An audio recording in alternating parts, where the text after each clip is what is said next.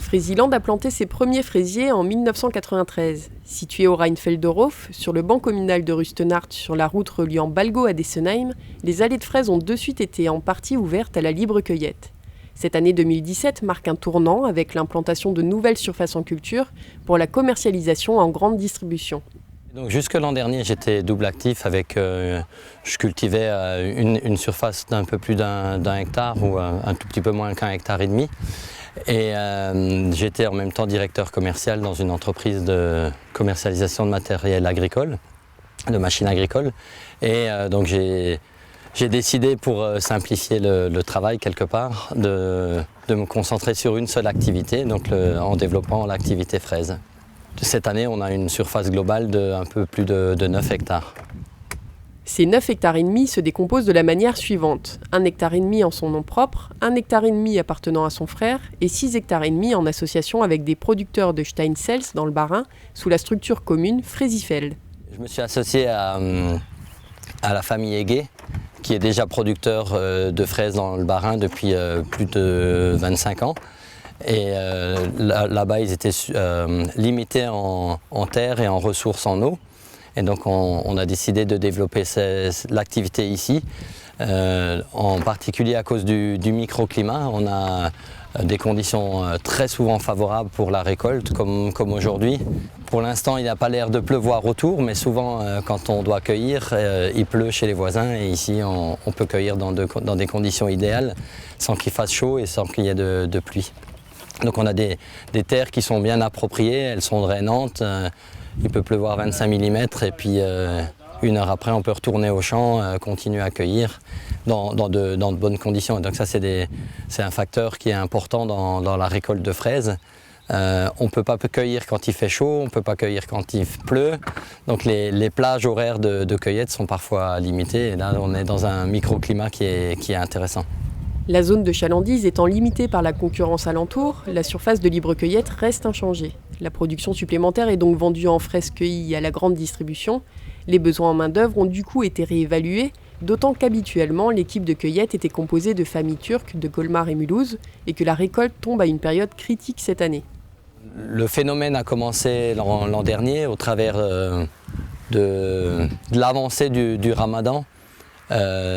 On a eu des soucis de personnel en cours de saison, puisque cueillir des fraises sans manger, sans boire, c'est tout juste impossible dans les conditions dans lesquelles on doit travailler. Et du coup, on a fait appel à de la main-d'œuvre roumaine que l'on loge sur place.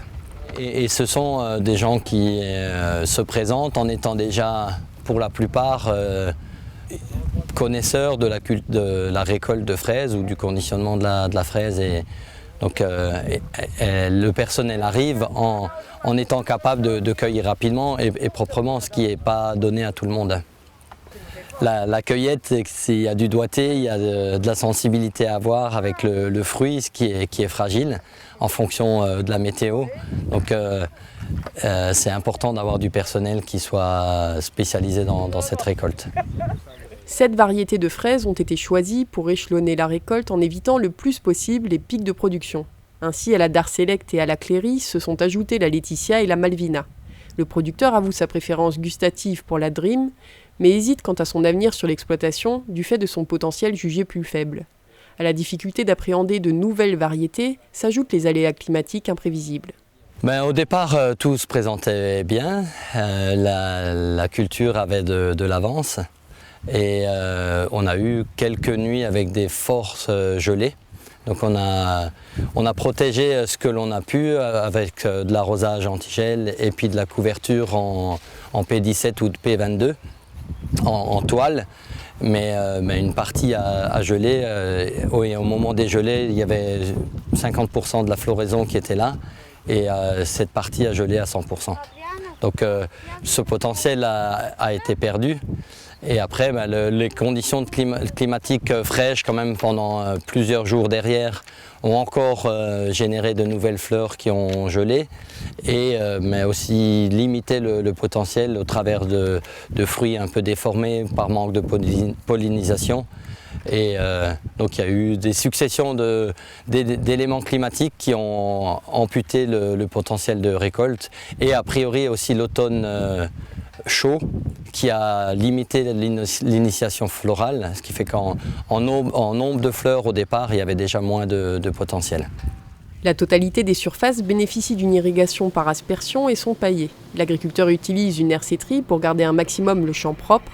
Dans l'avenir, Thierry Peterschmitt réfléchit à un butage des fraisiers avec l'installation d'un système de goutte à goutte.